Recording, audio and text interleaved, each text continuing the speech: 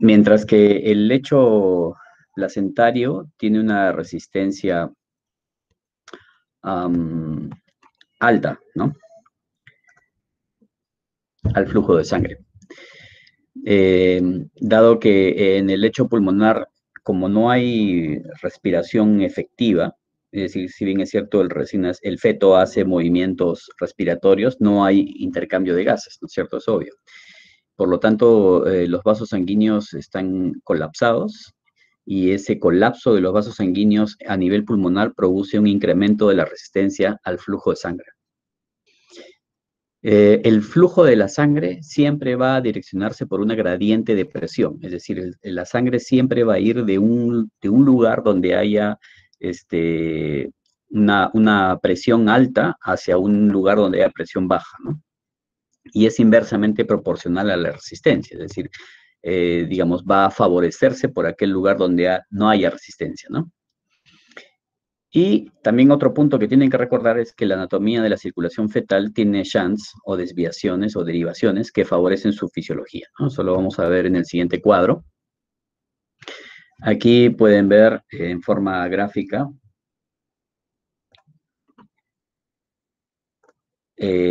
cómo la placenta, que hemos dicho que es el órgano que favorece el intercambio gaseoso, y tiene un lecho sanguíneo o el lecho placentario tiene una baja resistencia. La sangre oxigenada, que fíjense alcanza un valor no mayor de 80% en saturación de oxígeno, a través de la vena umbilical se dirige hacia el feto. Y aquí es donde vemos o podemos observar el primer shunt que tiene el feto, que vendría a ser el ducto venoso o el ducto de Arancio, ¿no? ¿Para qué existe? ¿Cuál es la idea de este ducto? La idea de este ducto es evitar que se mezcle la sangre arterial o la sangre placentaria con la sangre que proviene del sistema de la vena porta, ¿no? Y bypassea la vena porta, bypassea el hígado, ¿no? Fíjense cómo la sangre va a través de la vena umbilical por el ducto venoso y directo hacia la cava inferior y evita mezclarse con la vena porta. Obviamente, una cantidad relativamente moderada de sangre va hacia el hígado y se mezcla con la sangre proveniente del intestino y pasa por el hígado y luego todo esto se junta en la vena cava inferior, alcanzando una saturación del 67%. Y esta sangre oxigenada, relativamente bien oxigenada, digo relativamente porque si la comparamos con la sangre, con la saturación de la sangre de cada uno de nosotros, obviamente vendría a ser una sangre hipoxémica, ¿no? Pero es lo mejor que puede obtener el cerebro del feto, miren, una saturación de oxígeno del 67%. Esta sangre a través o ingresa al corazón a través del seno de la cava y ingresa a la aurícula derecha y a través de un segundo shunt, sin pasar hacia el ventrículo derecho, a través de un segundo shunt que vendría a ser el foramen oval, pasa directamente hacia la aurícula izquierda, ¿no? O sea, la sangre más oxigenada entra hacia la aurícula derecha y a través del foramen oval se dirige hacia la aurícula izquierda. Esta sangre luego pasa hacia el ventrículo izquierdo y a través de él y de la aorta se dirige hacia el tronco ascendente de la aorta y luego hacia la circulación mayor, ¿no? Otorgándole al cerebro la sangre mayormente oxigenada, ¿no? Es decir, y no solamente al cerebro, sino también a las arterias coronarias. Entonces, los órganos que más se benefician o se benefician, mejor dicho, de la sangre con más oxigenación son el cerebro y las arterias coronarias. Luego ya ustedes verán que esta sangre circula a través de la aorta al resto de órganos y sistemas, ¿no? Volvemos a la aurícula derecha y vemos que una porción de sangre que viene desde la vena cava superior, con una saturación del 30%, ingresa a la aurícula derecha y luego va al ventrículo derecho y luego esta sangre del ventrículo derecho se dirige hacia el tronco pulmonar y va hacia los pulmones, ¿no? Pero como hemos dicho, en los pulmones hay una alta resistencia al flujo de sangre, por lo tanto esta sangre va a tener un paso dificultado por esta zona. Por lo tanto existe un tercer ducto, que es este que está aquí, que vendría a ser el ducto arterioso. Y esta sangre que estaba dirigiéndose a los pulmones en realidad va a la aorta, ¿no? Bypaseando o haciendo un shunt de los pulmones, ¿no? ¿Ok? Luego esta sangre, que ya oxigenó a la mayoría de órganos, regresa y que está cargada de dióxido de carbono, regresa hacia la placenta para oxigenarse a través de las arterias umbilicales. Esa es más o menos la circulación fetoplacentaria, ¿no? Fetoplacentaria. Todo esto toda esta circulación se va a alterar en la medida que el bebé nace, ¿no? Entonces, ¿qué sucede cuando se produce el nacimiento del bebé?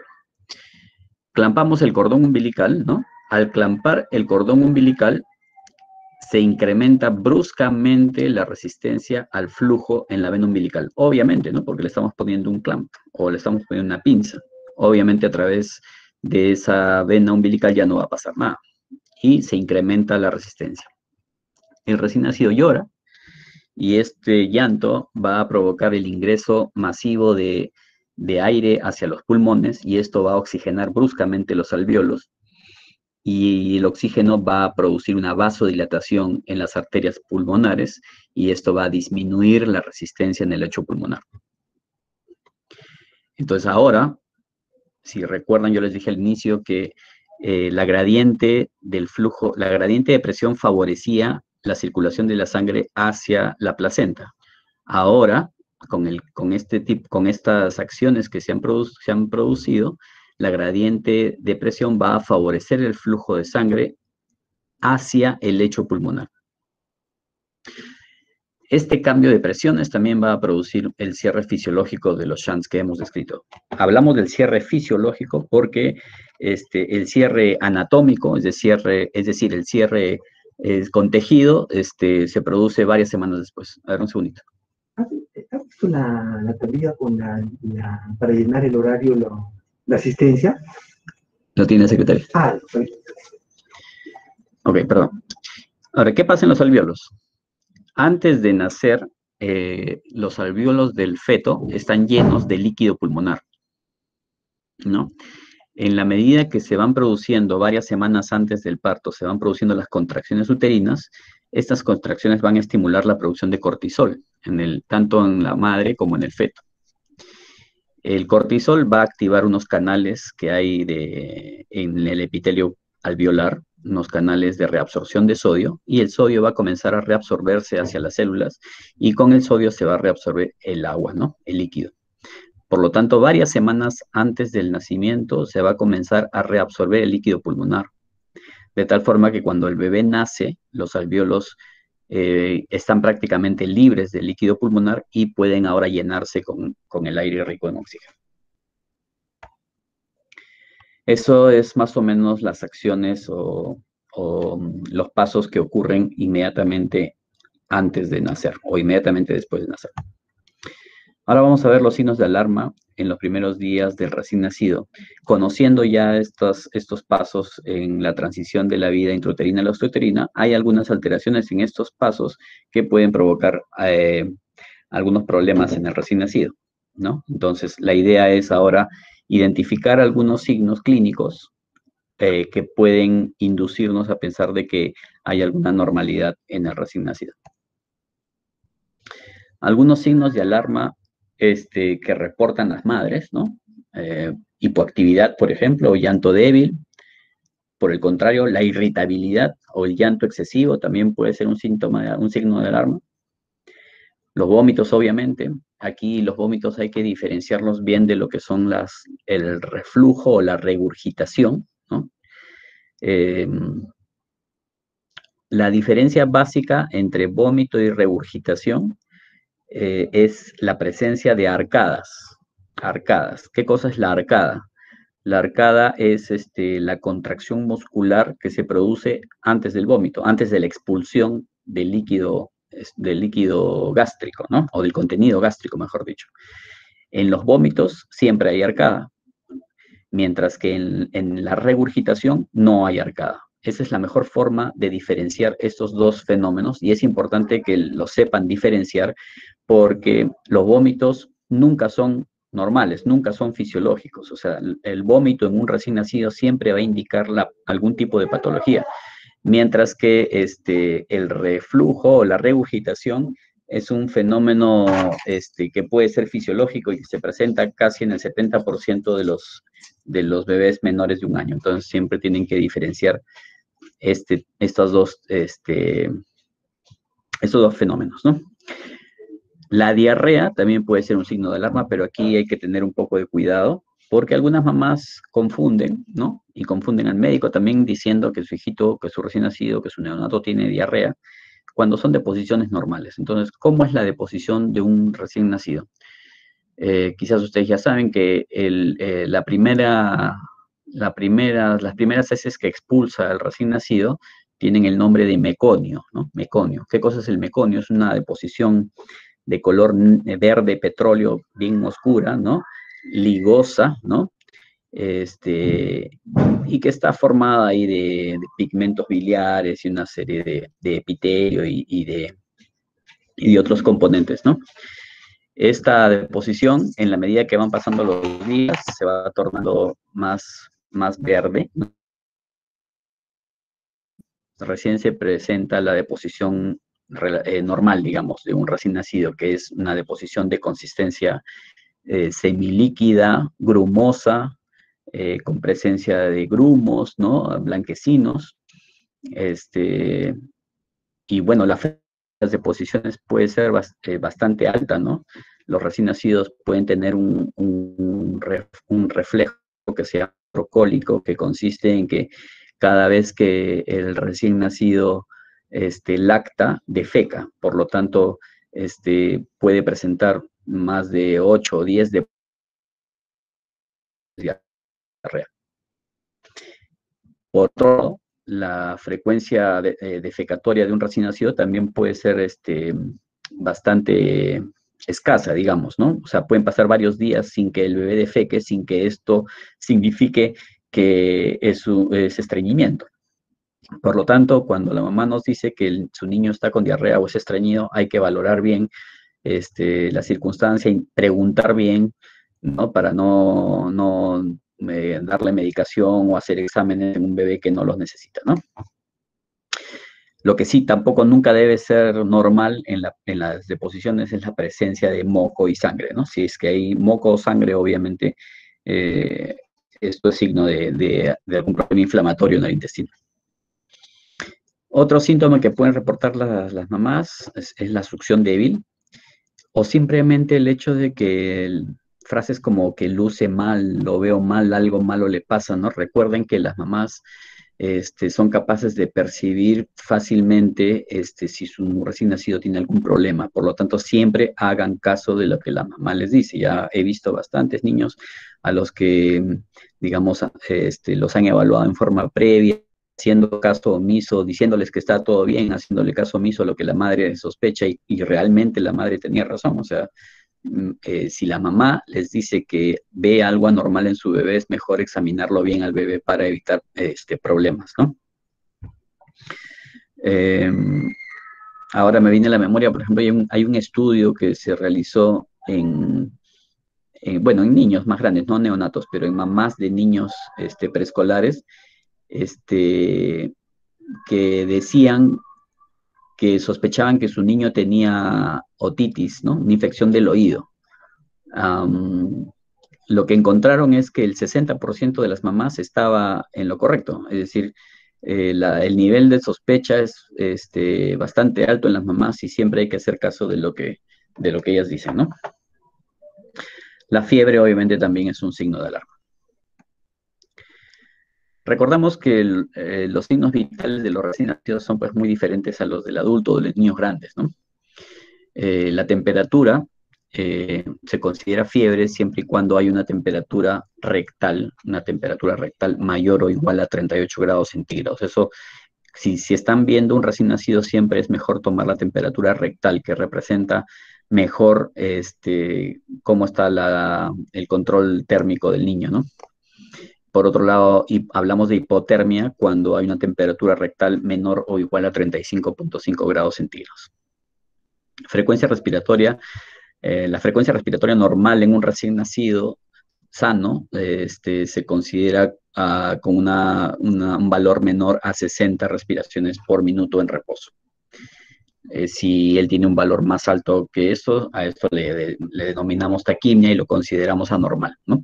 Pero recuerden también que los recién nacidos pueden tener una cosa que se llama la respiración periódica, ¿no? Que es que pueden presentarse pausas respiratorias y, digamos, un ritmo y frecuencia respiratoria. Entonces aquí hay que valorarlo con cuidado, ¿no? La frecuencia cardíaca se considera normal entre los valores de 100 a 160 latidos por minuto. Si está por encima de este rango, hablamos de taquicardia. Si está por debajo de este rango, hablamos de bradicardia. En cuanto a la presión arterial en los recién nacidos, este signo vital va a depender mucho de si el recién nacido es a término o es prematuro, y también va a depender mucho de la edad gestacional y del peso que tenga el recién nacido, ¿no? Entonces, para evaluar esto existen una serie de tablas como las que les estoy mostrando, donde se pueden ver los valores de las presiones sistólicas y diastólicas dependiendo del peso en la tabla de acá arriba y dependiendo de la edad gestacional. Sin embargo, la presión arterial también, principalmente en recién nacidos pretérminos, puede variar dependiendo de los días de vida, ¿no? Y fíjense aquí cómo pueden haber variaciones tanto en la presión sistólica como diastólica de acuerdo a la edad postnatal del niño. Así que la presión arterial siempre hay que evaluarla en ese contexto, ¿no? Igual en los recién nacidos a término, fíjense cómo varía la presión sistólica, diastólica y la media, dependiendo de las horas, días o semanas de... El otro signo vital es la saturación de oxígeno, que no deben olvidar medirla cada vez que evalúen a un niño, y con mayor razón un recién nacido, pero siempre recuerden que en los primeros minutos de vida, fíjense, la saturación de oxígeno puede ser bastante baja y luego va a ir normalizándose, entre comillas, ¿no?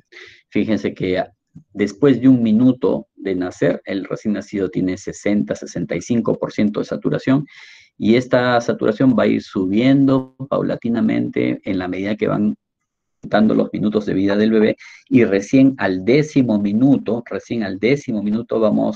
recién nacido va a alcanzar un valor de saturación similar al que tiene un niño grande o un adulto. Esto recuerdo, si tenemos un recién nacido en los primeros minutos de vida que está saturando abajo, no significa que necesite oxígeno. Lo más probable es que simplemente se encuentre en el periodo que nosotros llamamos periodo de transición, ¿no? Siempre que evalúen también a un recién nacido, deben considerar la evaluación de peso, talla y perímetro cefálico. Y cuando evalúen el peso, recuerden que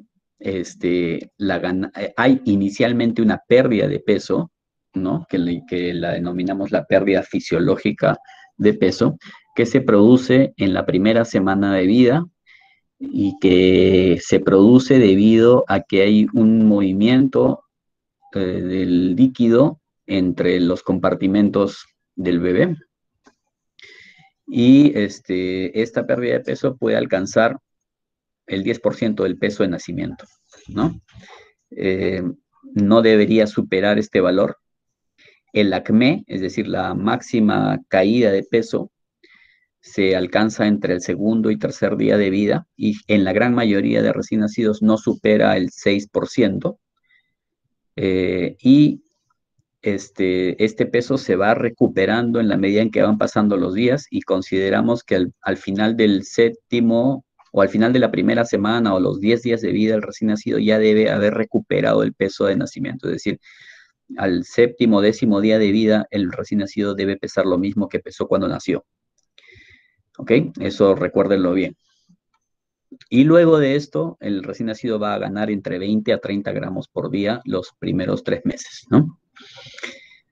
En cuanto a la ganancia de talla, generalmente en los primeros 3 meses el recién nacido gana 1 centímetro por semana, es decir, en el primer mes va a ganar entre 3 a 4 centímetros, y en el perímetro cefálico, el recién nacido va a ganar 0,5 centímetros por cada semana durante los primeros 3 meses. Por supuesto que estos datos que les estoy dando son datos de referencia, ¿no? Son datos promedio. Recuerden que no todos los bebés, digamos, siguen este patrón y por lo tanto lo ideal sería, como dice aquí, remitirse cuando están evaluando el peso y la talla del perímetro cefálico y el perímetro cefálico deben remitirse a las curvas de crecimiento para una mejor evaluación. En cuanto a la pérdida de peso, ya les comenté, esta pérdida de peso que se produce en los recién nacidos es, como les digo, fisiológica, es decir, nuestras acciones tienen que favorecer esa pérdida de peso, y esta pérdida de peso no depende de la alimentación, ¿ya? No depende de la alimentación, o sea, es decir, un bebito lactado exclusivamente con el pecho, igual va a perder peso, o sea, eso no es un problema.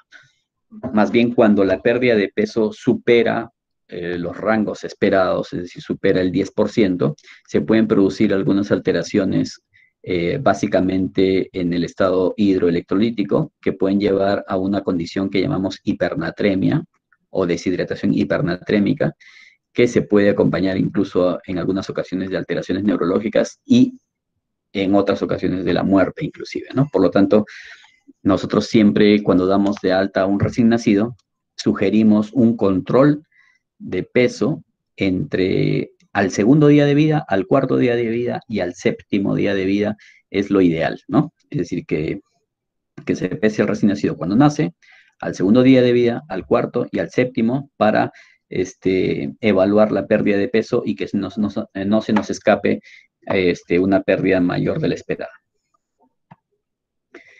En cuanto a la postura del recién nacido, que es una de las cosas que evaluamos en primera instancia, recordemos que la postura de un recién nacido normal es en flexión de las extremidades y con cierta hipotonía de la parte central del recién nacido, es decir, del cuello y del tronco, ¿no? Entonces, si ustedes ven a un recién nacido, lo normal va a ser que el bebé esté con sus codos en flexión, con sus muñecas en flexión y con lo que llamamos el pulgar cautivo, es decir, el dedo pulgar metido entre los 4 deditos, ¿no? Eso es una postura de flexión y también se observa una ligera flexión de las extremidades inferiores, ¿no? Esa es una postura normal, mientras que en una postura normal podría ser, digamos, un recién nacido que esté en completa extensión, ¿no? Demostrando cierta hipotonía, o que una parte de su cuerpo esté en flexión y la otra en extensión, o sea, las asimetrías también son anormales, ¿no? Los movimientos del recién nacido son activos, es decir, el bebé se mueve por su propia cuenta y son caóticos. ¿Qué significa caóticos? Que no tienen un fin preciso, es decir, no intentan coger algo, no intentan agarrar algo, sino que simplemente tienen movimientos que no tienen un objeto final, ¿no? Pero sí los movimientos tienen que ser simétricos. Cuando hablo de simétricos no me refiero a que las extremidades se muevan de la misma forma a la vez, sino que demuestren ambas mitades del cuerpo una movilidad, digamos, ¿no?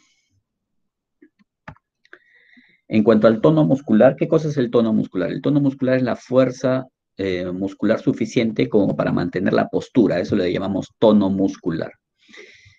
Como ya les dije, el tono muscular de un recién nacido, lo normal es que haya hipertonía en flexión, es decir, que el bebé esté flexionado en sus extremidades con cierto incremento del tono, es decir, que es un poco difícil romper esa flexión, mientras que en el cuerpo central, en la parte central de su cuerpo, es decir, cuello, tronco, haya cierta hipotonía, o sea, cierta debilidad. ¿Qué maniobras utilizamos para identificar o para evaluar el tono muscular? Básicamente 4 que les voy a mostrar ahora. La primera es la que se llama pull to sit o jalar para sentarse. La otra es la maniobra de la bufanda, la tercera es la suspensión ventral y la cuarta es la suspensión vertical. Aquí pueden ver, por ejemplo, esta es la maniobra pull to sit, es decir, el examinador coge por las muñecas al recién nacido, obviamente no es un recién nacido, pero sirve para para la definición, ¿no? Traccionamos al recién nacido hacia adelante y lo normal que deberíamos ver es que haya cierta resistencia en las extremidades y cierta resistencia a la caída de la cabeza, ¿no?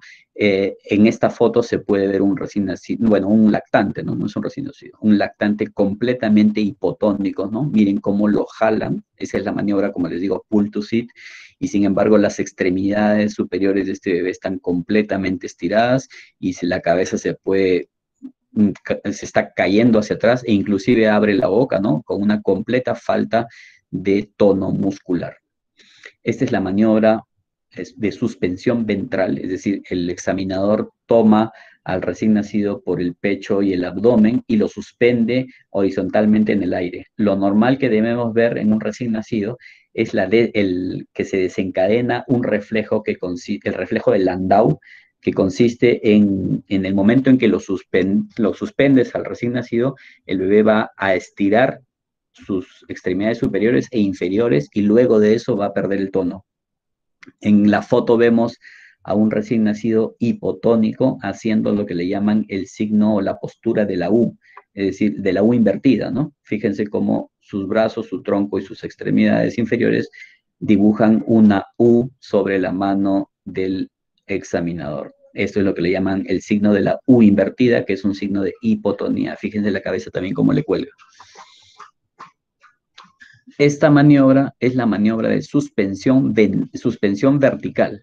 Consiste en que el examinador, cogiendo con sus dos manos al recién nacido por las fosas axilares, lo suspende verticalmente en el aire. Y lo que debe sentir el examinador es una resistencia en los hombros. Sin embargo, en un recién nacido, con hipotonía, lo que va a sentir es que el niño como que se le chorrea, entre comillas, entre las manos, ¿no? Como en el caso de que vemos en la foto, miren cómo el examinador tiene que coger con bastante fuerza al lactante para que éste no se caiga, ¿no? El lactante no hace ninguna resistencia muscular para evitar la caída, ¿no? Y el signo de la bufanda, que es el cuarto que les había mencionado, consiste en, mientras el recién nacido está en decúbito dorsal sobre una camilla, con una mano, con la mano izquierda del examinador, se fija el tronco y el cuello del recién nacido en la postura en la que está, y con la otra mano se coge la extremidad superior del niño y esta se la lleva a la posición contralateral alrededor del cuello, ¿no? En un recién nacido normal vamos a encontrar resistencia a este movimiento, es decir, va a ser ciertamente difícil, digamos, pasar el codo a través del cuello del recién nacido, pero en un niño hipotónico se va a presentar el signo de la bufanda, que es como que, digamos, el brazo del bebé fuese una bufanda y puede enrollarse alrededor del cuello. Obviamente es uh, es un ejemplo, ¿no? En cuanto a los movimientos, les dije que los movimientos pueden ser caóticos, pero conservan cierta simetría. Si observan movimientos asimétricos, en el sentido de que una parte del cuerpo se mueve y la otra no, eso sí es anormal. Y también pueden presentarse convulsiones, ¿no? Recuerden que las convulsiones en los recién nacidos suelen ser sutiles, convulsiones sutiles. ¿Qué cosas son las convulsiones sutiles? Son convulsiones que se manifiestan, por ejemplo, con el chuponeo, ¿no? Que es el movimiento de los labios como si estuviese chupando un chupón, o puede ser movimientos de deglución, movimientos de parpadeo, o movimientos de lo que le llaman el boxeador, que es cuando el recién nacido mueve una de las extremidades como si estuviese boxeando, o movimientos del ciclista, como por ejemplo cuando el recién nacido mueve una de sus extremidades inferiores como si estuviese manejando una bicicleta, ¿no? Es decir, no son los movimientos típicos a los que estamos acostumbrados cuando vemos a una persona convulsionar, ¿no? Los recién nacidos tienen convulsiones sutiles, más del 75% de las convulsiones de un recién nacido son de características sutiles, o sea, pueden pasarse por alto si es que uno no las conoce. Aquí hay un video que ojalá corra para ver, para que puedan ver una convulsión sutil.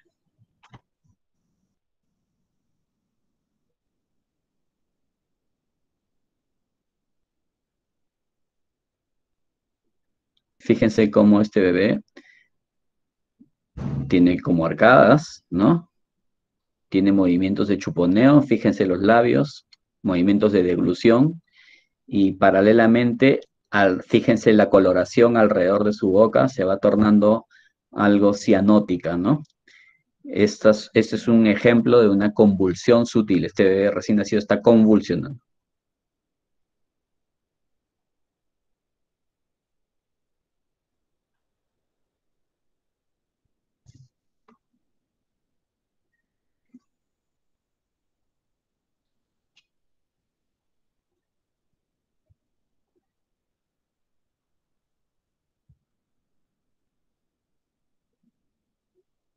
Ok, ya se dio. Así son las convulsiones, o este es un tipo de convulsión, ¿no? Sigamos.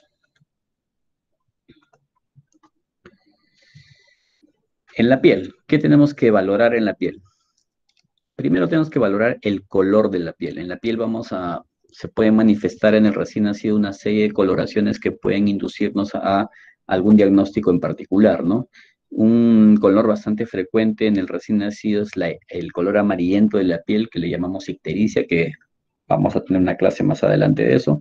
Ustedes ya saben que la ictericia se produce por la acumulación de un pigmento que se llama bilirrubina, ¿no? Y a veces puede eh, tener, digamos, ser muy intenso el color de la piel, bastante evidente, pero en otras ocasiones no lo es tanto. Por lo tanto, un evaluador o una persona, un médico que evalúa recién nacidos tiene que entrenar sus ojos para identificar claramente lo que es la ictericia. Otro color anormal de la piel es la cianosis, es decir, el color azulado de la piel. En la cianosis podemos identificar tres tipos, ¿no? La central, la periférica y la acrocianosis. La central es la patológica, digamos, ¿no? En la que se observa una coloración azulada no solamente de la piel, sino también de mucosas, ¿no? De las mucosas. Entonces eso siempre nos debe hacer pensar en que el niño tiene algún trastorno que está provocando la hipoxigenación de la sangre, ¿no? Generalmente vamos a pensar en problemas respiratorios, ¿no? O problemas cardíacos. Mientras que la cianosis periférica o acrocianosis es aquella, fíjense en este recién nacido, ¿no? Tiene una coloración más o menos rosada de la piel, pero si observan sus manitos, fíjense bien, están medias azuladas, ¿no? Es lo que llamamos acrocianosis. Y la acrocianosis puede presentarse en forma, digamos, normal en los recién nacidos, principalmente en las primeras horas de vida. Si a estos recién nacidos le tomas una oximetría de pulso, van a ver que es una oximetría normal. Otro color anormal de la piel es la rubicundez o plétora.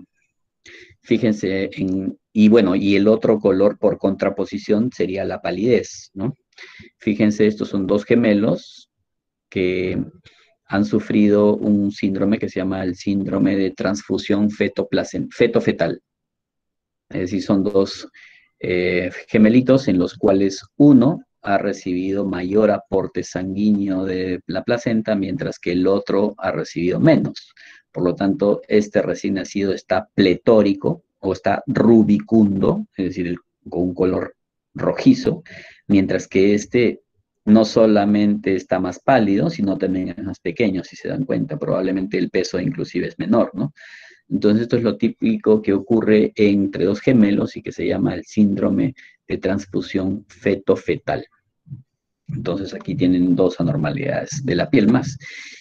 Estos colores pueden verse a la vez también, es decir, puedes tener un bebito rubicundo e ictérico, o puedes tener un bebito rubicundo y cianótico al mismo tiempo, así que hay que entrenar bastante los ojos para poder identificar estas anormalidades. En la piel también es importante evaluar la perfusión tisular, que se evalúa en los recién nacidos con el llenado capilar, que es un valor que nos habla sobre la capacidad del sistema circulatorio de irrigar los órganos y sistemas, ¿no? Entonces, evaluamos colocando el pulpejo de nuestro dedo, ya sea en el tórax o en la región de la glabela, que está acá, y presionando lo suficientemente fuerte como para blanquear la piel, luego de lo cual retiramos el dedo y vamos a observar esta mácula depigmentada, ¿no? Esta mácula que ha perdido coloración, y el tiempo de llenado capilar consiste en el tiempo que se tarda la piel en recuperar su color inicial. Se considera que en los recién nacidos debe ser no mayor de 3 segundos, ¿ok? No mayor de 3 segundos. Este signo también se busca en los adultos o en los niños grandes, y en ellos se puede buscar en las extremidades, ¿no? En los dedos, en el pulpejo, en el lecho unguial, ¿no? Se puede buscar. Sin embargo, en los recién nacidos no se recomienda buscar el llenado capilar en este sitio. En los recién nacidos siempre se busca el llenado capilar, ya sea en la región torácica o en la región clavelar. ¿Okay? Y cuando tenemos un tiempo prolongado, un tiempo mayor de 3 segundos, decimos que el tiempo de llenado está prolongado y que esto podría significar que hay una mala perfusión sanguínea, ¿no? Otro signo de mala perfusión sanguínea es la piel marmórea, ¿no? Fíjense en este ejemplo, como la piel marmórea es una piel que tiene una coloración como reticular, ¿no? Fíjense, como una redecilla, y que simula al mármol, ¿no? Por eso le dicen piel marmórea. También puede ser un signo de hipoperfusión tisular. En la piel también vamos a observar algunas lesiones que pueden ser normales y que tienen ustedes que conocerlas para no someter al recién nacido a medicamentos innecesarios o a exámenes innecesarios, ¿no? Una de las lesiones más frecuentes es el eritema tóxico, que son estas lesiones maculopapulares eritematosas que simulan mucho la picadura de insectos y que aparecen generalmente a los pocos días de vida del recién nacido y pueden durar toda la semana, y que, bueno, asusta mucho a los papás, pero ustedes ya saben que es algo completamente normal. Eritema tóxico, no requiere medicación, ni cremas, ni nada. Esta es la melanosis pustulosa transitoria, que se considera una fase más avanzada del eritema tóxico. La diferencia es que aquí son ya pústulas, ¿no? Se pueden observar pústulas o vesículas llenas de un líquido purulento, que sin embargo cuando uno hace la microscopía de ese líquido lo que encuentra son eosinófilos, ¿ok? Se considera que es también normal, cede en forma espontánea. También podemos encontrar en algunos recién nacidos la presencia de estas lesiones tipo comedón en las mejillas, que simulan mucho el acné de los adolescentes y que se llama acné neonatal, que puede aparecer en la primera semana de vida y puede manifestarse durante varias semanas y que no requieren ningún tipo de tratamiento. Y otras lesiones bastante frecuentes son la milia, que son estos puntitos perlados que aparecen generalmente en el dorso de la nariz, ¿no? La milia, completamente normal, no van a pensar que son pústulas, no le van a dar antibióticos a estos bebés. Por contraposición, lo anormal que puede presentarse en la piel son las pústulas, ya lesiones pustulosas, ¿no? Con un halo eritematoso, que generalmente tienen relación con infecciones, ¿no? Descamación laminar de la piel, que puede estar presente en la sífilis congénita, y la presencia de hematomas en la piel, ¿no? ¿Qué más podemos observar en la piel y considerarlo normal? La presencia de estos hemangiomas planos, vasculares, fíjense, este hemangioma aquí hay otro, ¿no? Muchos bebitos tienen estos hemangiomas que se presentan en esta región, en la región glabelar, y también en la región de los párpados, y también pueden presentarse en el occipucio, y que son hemangiomas maculares planos, o su término en latín es el nevus flammeus simplex, y que no tienen no representan ningún signo de alarma, digamos, ¿no? Es algo completamente normal.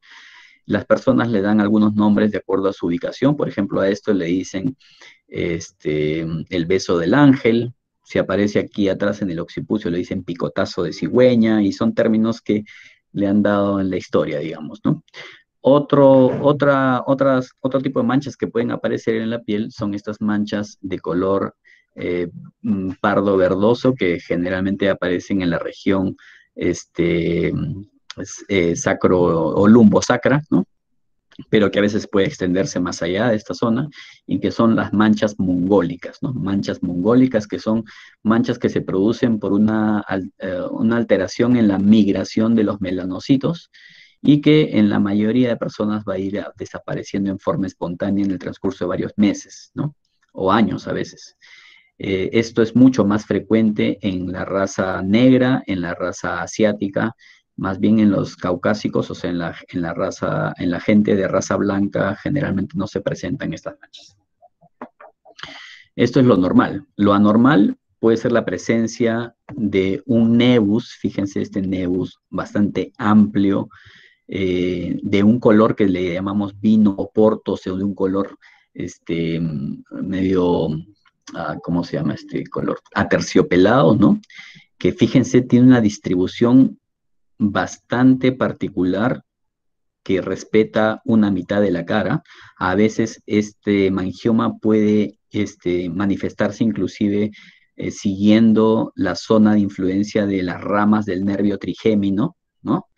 Y entonces a esto le llamamos el síndrome de Sturge-Weber. El síndrome de Sturge-Weber. ¿Cuál es el problema con estas manchas en vino o porto en la cara? Es que generalmente se asocian a anomalías vasculares cerebrales. Entonces estos niños pueden presentar epilepsias secundarias de difícil manejo, ¿ok? Síndrome de Sturge-Weber. También existe la presencia de mangiomas cavernosos de rápida progresión que se acompañan de plaquetopenia, a esto le llaman el síndrome de Casa-Bach-Merritt. También pueden presentarse hemangiomatosis. ¿Qué cosa es la hemangiomatosis? Es la presencia de 5 o más hemangiomas cavernosos en la piel. Entonces, si uno observa la presencia de 5 o más hemangiomas cavernosos en la piel, lo que tiene que hacer es buscar hemangiomas viscerales, es decir, hemangiomas en órganos internos. Puede haber hemangiomatosis hepática, puede haber hemangiomatosis pulmonar, puede haber hemangiomatosis cerebral, y el problema es que si hay muchos hemangiomas, yo vi un niño que tenía más de 200 hemangiomas en todo el cuerpo y tenía hemangiomas viscerales. Esos niños pueden presentar un síndrome que se llama el síndrome de secuestro sanguíneo y hacer shock hipovolémico, ¿no? Al margen de los síntomas que pueden manifestarse por la presencia del hemangioma en los diferentes órganos, ¿no? Por ejemplo, si hay un hemangioma cerebral, el niño va a convulsionar. Entonces, cuidado con los hemangiomas. Recuerden esas características que no se deben considerar normales. Este es un hemangioma tipo cavernoso. Este es un hemangioma en fresa, macular. Las mucosas, cuando evaluamos las mucosas tenemos que evaluar su color, ¿no? En las mucosas también podemos observar el tono pálido, el tono ictérico, el pletórico, el cianótico, ¿no?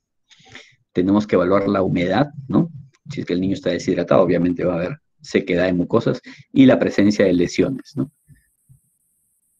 En cabeza y cuello hay que evaluar la forma de la cabeza, el perímetro cefálico y algunas anormalidades en la forma de la cabeza, por ejemplo, braquicefalia, dolicocefalia, plagiocefalia, turricocefalia, son anormalidades que generalmente se producen por el cierre precoz de las suturas craneanas, ¿no? Pueden haber anormalidades del perímetro cefálico, ¿no? Si el perímetro cefálico supera el percentil 97 para su edad gestacional, hablamos de macrocefalia, y aquí hay que estudiar la posible hidrocefalia. Y si es que el niño tiene microcefalia, es decir, un percentil, el perímetro cefálico está debajo del percentil 3 para su edad, hablamos de microcefalia, como les decía. Y esto se puede asociar a anormalidades del desarrollo del sistema nervioso central, ¿no? Aquí tienen una curva de perímetro cefálico para edad gestacional. Aquí es donde van a decidir si el niño tiene macro o microcefalia o simplemente está normal. En la cabeza y cuello también tienen que evaluar la presencia y el tamaño de las fontanelas, ¿no? La ausencia de fontanelas se asocia con craniosinostosis. La craniosinostosis es el cierre precoz de las suturas craneanas, que no es muy frecuente realmente. Recuerden que en forma normal las fontanelas se cierran entre el año y año y medio. Y también se puede observar un incremento del tamaño de las fontanelas, que se puede observar en hidrocefalia, en síndrome de hipertensión endocraniana o en hipotiroidismo. En la cabeza y cuello también tienen que evaluar la posible presencia de tumoraciones en el cuero cabelludo. Y cuando encuentren tumoraciones en el cuero cabelludo, tienen que hacer el diagnóstico diferencial entre caput succedaneum y cefalohematoma. ¿Okay? Dos tumoraciones muy frecuentes en el recién nacido, y aquí tienen las diferencias, ¿no? El caput succedaneum es un edema de los tejidos blandos, aparece inmediatamente después de nacer, puede extenderse más allá de las líneas de sutura y se resuelve en pocos días sin complicaciones, mientras que el cefalohematoma es una hemorragia debajo de la aponeurosis epicraniana, aparece a diferencia del caput varias horas después del parto, nunca atraviesa las líneas de sutura, se resuelve en varias semanas y puede complicarse con ictericia, con fractura de cráneo, anemia y hemorragias intracerebrales. Aquí pueden ver un gráfico donde podemos observar, aquí está el hueso,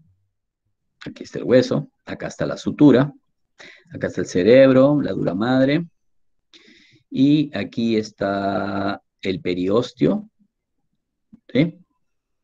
Y acá la piel. Entonces, el caput es un edema en la piel, dentro de la piel.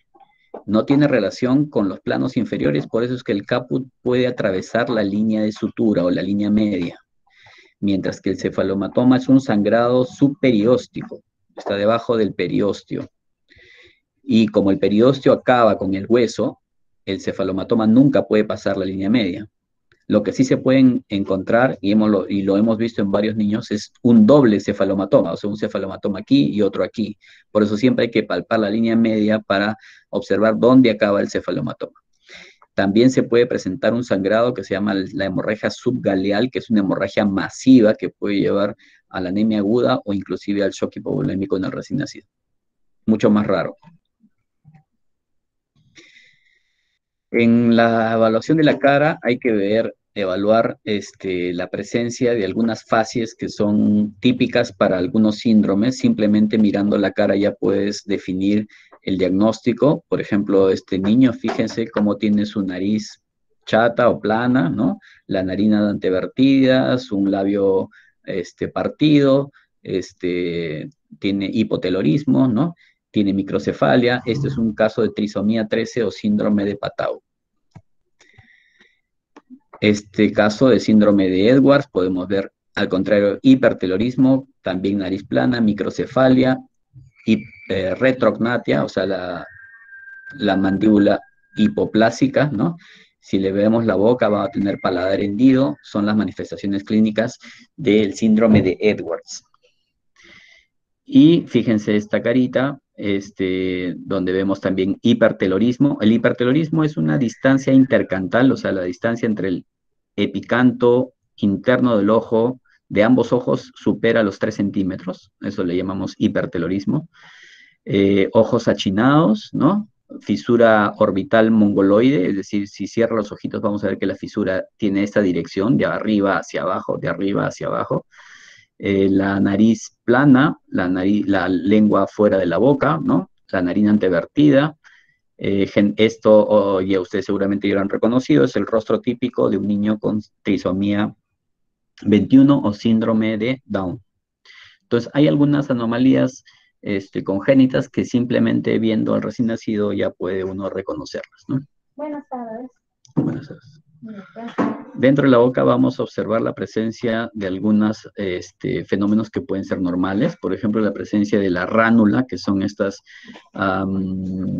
como lesiones, digamos así, quísticas debajo de la lengua, pero se considera normal. Podemos observar también la presencia de las perlas de Epstein, ¿no? Que mucha gente confunde con dientes, ¿no? No son dientes, obviamente, son quistes de retención ahí, mucoides, y se llaman perlas de Epstein. Y también algunos recién nacidos pueden tener dientes, es lo que le llaman los dientes natales, ¿no? No es raro, pero suele presentarse con cierta frecuencia. En la boca, lo anormal podemos observarlo aquí, ¿no? La lengua grande, tan grande que inclusive protruye fuera de la boca, es lo que le llaman la macroglosia, una lengua tan grande que no cabe dentro de la cavidad oral. Se puede observar en algunos síndromes, como por ejemplo en hipotiroidismo congénito, se puede observar en el síndrome de Beckwith-Wiedemann, son niños de gran tamaño con onfalocele, o sea, una hernia umbilical y la lengua fuera de la boca y que hacen hipoglicemias, ¿no? Severas. Entonces, en estos casos podría observarse macroglosia. Podemos observar en la boca también cialorrea, es decir, la presencia de una excesiva cantidad de saliva que sale fuera de la boca. Y si ustedes observan un niño así, lo primero que tienen que pensar es en la posibilidad de una atresia esofágica, ¿no? Una atresia esofágica. Podemos observar en la boca también micrognatia, que es el desarrollo disminuido o deficiente de la mandíbula inferior, ¿no? Aquí ven que la mandíbula inferior está mal desarrollada.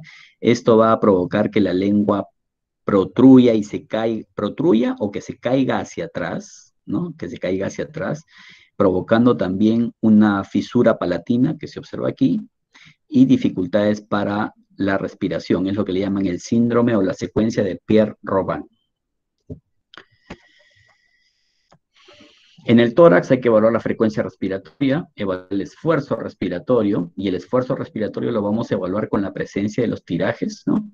El tiraje subcostal, intercostal, supraesternal, el alteo nasal y el quejido expiratorio forman parte de lo que llamamos el score de Silverman-Anderson. Cada uno de esos criterios se puntúa de 0 a 2, y mientras más alto es el valor, más dificultad respiratoria tiene el niño, ¿no? Entonces, no olvidarse de que todo niño con dificultad respiratoria tiene que tener una evaluación en el score de Silverman-Anderson. También pueden haber anormalidades en el tórax, o deformidades, mejor dicho, en el tórax, como el pectus excavatum, que es el pecho hendido, o como le llaman el tórax de zapatero, ¿no? O por el contrario, puede haber una deformidad que le llaman el pectus carinatum, o el pecho en forma de quilla, ¿no? Como tienen las aves, ¿no? Un esternón sobresaliente, ¿no?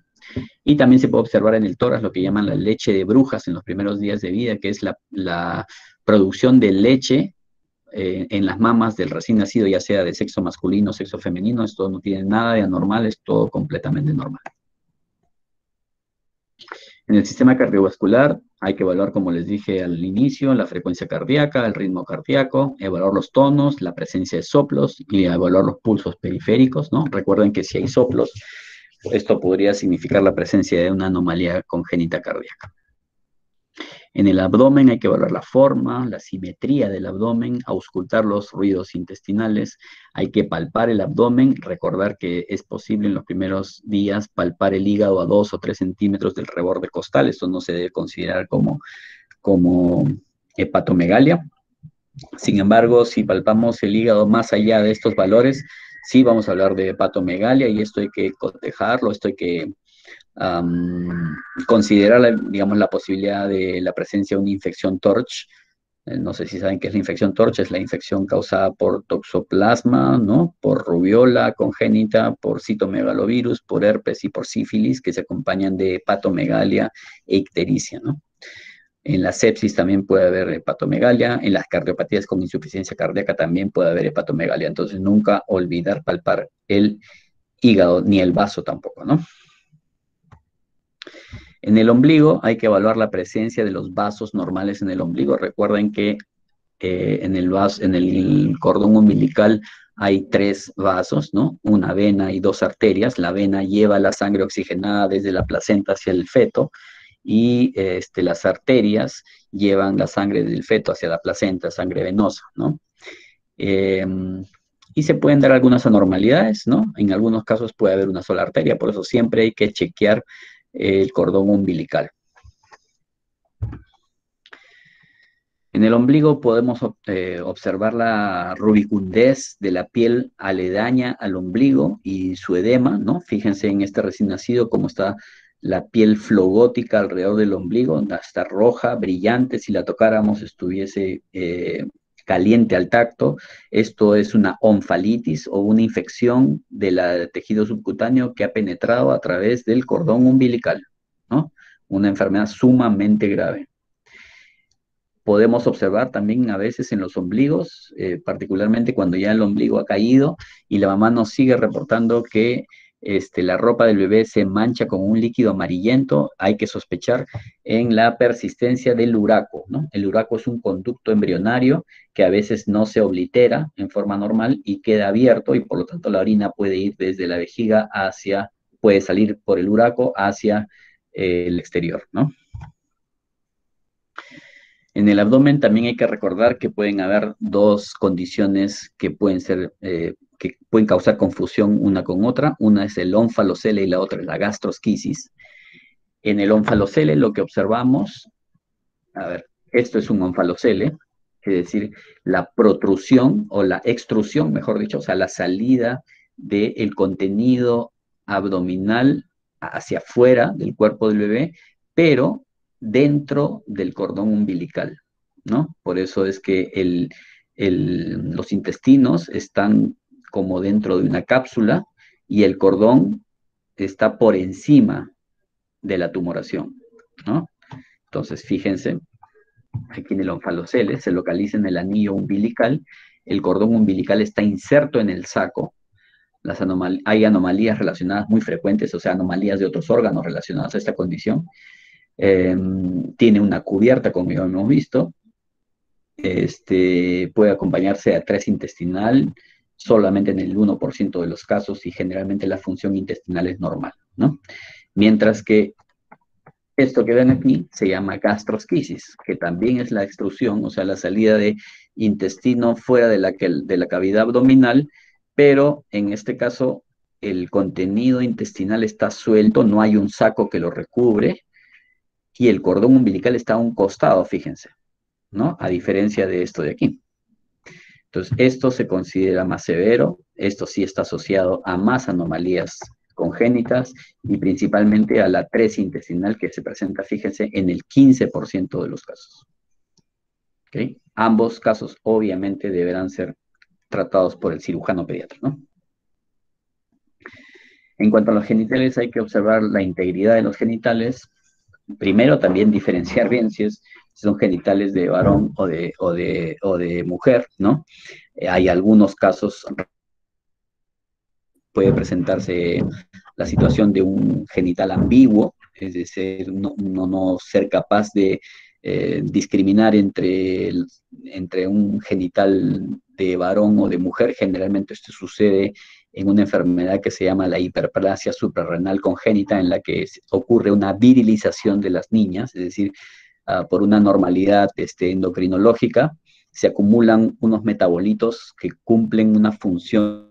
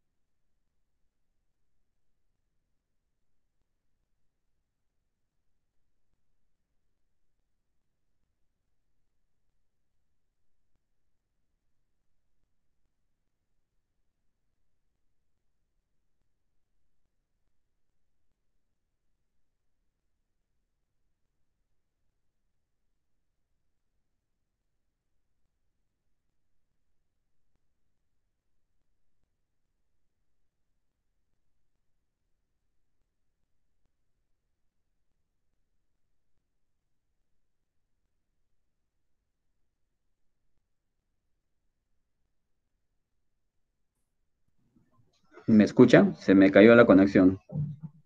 Sí, doctor, ya se lo escucha. Ok, ¿en qué me quedé? Porque no vi cuando me desconecté. ¿Alguien me puede decir en qué me quedé? Estaba explicando de unos metabolitos que se acumulaban, doctor. Ok, ya. Entonces seguimos. hay otras anormalidades que se pueden presentar en la evaluación del meato de la uretra. Dime. Sí, No se ve su pantalla. ¿qué? No se ve su pantalla. Ya, espérame un ratito. ¿Ahora? Ahora sí, doctor. Ya, ok. Sigamos. Entonces, en los varones se puede observar una anormalidad en la localización del meato de la uretra, es decir, en la salida de la uretra. Si el meato está en la parte superior del pene, se llama epispadia, y si está en la parte inferior del pene, se llama hipospadia. Esto solamente se diagnostica evaluando, o sea, observando el penecito del bebé, por eso es algo que no deben dejar de hacer, si es que es varón, ¿no? Recuerden, no lo he puesto aquí, pero recuerden que en los recién nacidos varones se presenta un fenómeno completamente natural, normal, que se llama fimosis primaria, que es cuando el prepucio cubre completamente la cabeza del pene y el prepucio está adherido, está pegado de tal forma que es difícil de correr hacia abajo. Un segundito, permítame un ratito. ¿Aló? Sí, ¿qué pasó?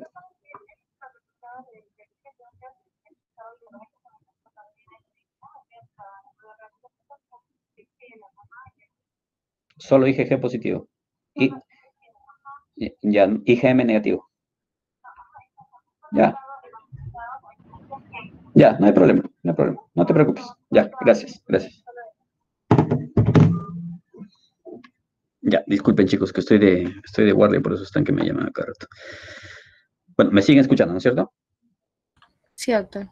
Ya, ok. Entonces, les decía que recuerden que siempre en los varoncitos va a haber lo que llaman la fimosis primaria. Por lo tanto, no deben intentar correr, o sea, abrir el prepucio a la fuerza. Eso va a suceder en la medida que el bebé va creciendo. Se considera que el 93, 95% de los niños recién abren por completo el prepucio al año de vida, es decir, no hay ninguna necesidad de abrirlo a la fuerza, ¿ya? Les digo esto porque siempre veo niños a los que la enfermera o médicos o los propios papás a la fuerza le han abierto el prepucio y lo desgarran y producen heridas que obviamente después causan problemas, ¿ok? En las mujercitas, en los varones además obviamente hay que palpar los testículos eh, para definir la presencia de los testículos dentro del escroto. Una patología bien frecuente es la distopia testicular, es decir, la ubicación de los testículos fuera del escroto. Generalmente están en el canal inguinal o en el abdomen. Esto es lo que antes llamábamos como criptorquidia. Y entonces eso hay que detectarlo porque si es que nos demoramos más de 6 meses pueden haber problemas de tipo atrofia, ¿no? En las mujercitas hay que evaluar también la presencia y la integridad de los órganos genitales externos y recordar que a veces puede presentarse una cosa que se llama sinequia de labios vaginales, que es cuando los labios vaginales menores están pegados, obstruyendo el ingreso a la cavidad vaginal, ¿no? Esto sería el equivalente a la fimosis en los niños. Eso también se resuelve en forma espontánea en las mujercitas, rara vez requiere tratamiento. En cuanto a la evaluación del ano, hay que siempre evaluar la permeabilidad del ano. Muchas veces ocurre que por no evaluarlo se nos pasan por alto diagnósticos que pueden comprometer seriamente la salud del niño y la vida del niño. Se puede presentar lo que le llaman el ano imperforado, es decir, la ausencia de una abertura en el ano o directamente la ausencia del ano, ¿no? Por lo tanto, siempre hay que evaluar la permeabilidad del ano. Y si tuviesen el caso de un ano imperforado, siempre evaluar la presencia de la asociación Vacter, se llama, asociación Vacter. ¿De dónde viene este nombre? Es un acrónimo que significa V de anomalías vertebrales, A de anomalías anales, el ano imperforado, C anomalías cardíacas, TE de fístula tráqueo-esofágica, R de anomalías renales y L de anomalías extremidades, ¿no? En inglés, extremidad es limb, por eso Vacter son los acrónimos de esas anormalidades, suficiente que junten 3 anormalidades para considerar que tienen el diagnóstico de asociación Vacter. Por eso, ante la presencia del ano imperforado, siempre buscar esta asociación. El tiempo de expulsión del meconio también es importante considerarlo. Generalmente el meconio en la gran mayoría de niños, en el 99% de los niños se evacúa en las primeras 48 horas de vida. Si es que hubiese un tiempo de expulsión más prolongado, hay que pensar en algunas anormalidades, por ejemplo, fibrosis quística. Dicen que más del 30% de los niños con fibrosis quística tuvieron, cuando eran recién nacidos, una expulsión tardía del meconio. Hay que pensar también en enfermedad de Hirschsprung, ¿no? O aganglionosis intestinal, ¿no? El síndrome de tapón meconial e hipotiroidismo congénito son otras patologías que pueden acompañarse de una expulsión de meconio tardío. En el sistema nervioso hay que evaluar el tono muscular, ya les expliqué cómo es el tema de la hipotonía, de repente no les he explicado lo de la hipertonía, son niños que tienen un incremento del tono muscular, son niños como que muy duros, ¿no? Uno tienen hiperreflexia también, uno apenas los estimula, ya están con un incremento del tono, incrementando sus reflejos, por lo tanto son niños que rápidamente pueden ser diagnosticados. Tienen que evaluar la presencia de los reflejos primitivos. ¿Cuáles son los reflejos primitivos? Son la presencia del reflejo de succión, de búsqueda, el reflejo de prensión palmar, prensión plantar, el de Moro, etc. Eso ya lo verán más adelante cuando evaluemos el sistema nervioso en una clase. Hay que evaluar el estado de la fontanela, como ya lo conversamos hace un rato, y evaluar el estado de conciencia. Bueno, eso es todo lo que les tenía planeado explicar el día de hoy. Bueno, ahora quedo dispuesto a contestar sus preguntas si es que hubiera. Doctor, buenas ¿Sí? tardes. Hola. ¿Qué tal? Te Buenas escucho. tardes, doctor. Tengo Dime. una duda. Sí. La distopia testicular, no me quedó Ujú. muy claro, ¿es lo mismo que la criptorquidia? Sí. Es O sea, exactamente. es exactamente lo mismo, ¿no? Son diferentes términos. Ahora en la mayoría de textos más hablan de distopia testicular, ¿no? Y no tanto de criptorquidia, ¿no? Pero son términos que pueden ser usados, digamos, en forma similar, digamos, ¿no? Gracias, doctor. ¿Alguna otra pregunta?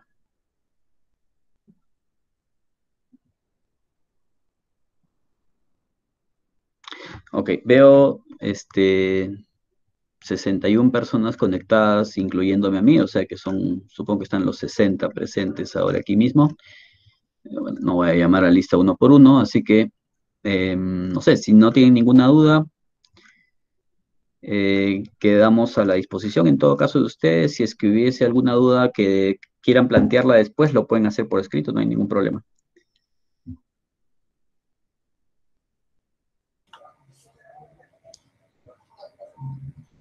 Ok, si no hay dudas, entonces nos vemos hasta la próxima, muchachos. Hasta luego. Doctor, Sí, sí. disculpe, ¿usted va a subir la presentación o me la puede pasar para hacerla llegar a mis compañeros? Sí, se está grabando, así que si no puedo colgarla, por el motivo que fuese, entonces ya me dicen y me mandan un correo y yo se las paso. Está bien, doctor. Muchas gracias. ¿Ok? Ya, listo. Hasta luego. Hasta luego, chicos. Hasta luego, doctor. Hasta luego, doctor. Hasta luego.